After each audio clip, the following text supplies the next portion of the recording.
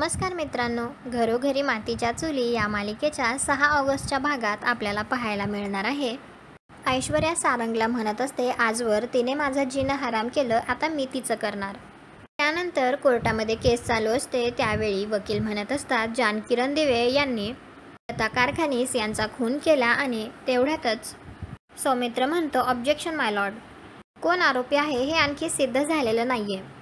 तर लगेच दुसरा वकील म्हणतो, जे सिद्ध झालेलं नाहीये तेच प्रूव्ह करायला मी इथे आलोय.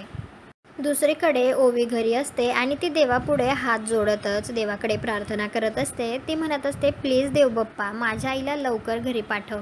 आणि तिच्या डोळ्यात अश्रू येत असतात. इकडे कोर्टामध्ये त्यानंतर ऋषिकेशला प्रश्न विचारले जातात. त्यावेळी वकील त्यांना म्हणत असतो, एकीकडे लताबाईंना आई म्हटलं जातं आणि दुसरीकडे त्याच बाईला मारण्याचा प्रयत्न करतात. या बाईची तुम्ही साथ देताय?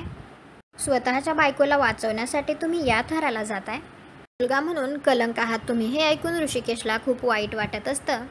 तेवढ्यात जानकी मोठ्याने ओरडते, बास, तुम्हाला जे काही विचारायचं आहे ते तुम्ही मला विचारा. तुम्हाला काय वाटतं, ही केस कोण जिंकेल? जानकीला शिक्षा होईल का जानकी बाहेर येईल? देव ओवीची प्रार्थना ऐकेल का?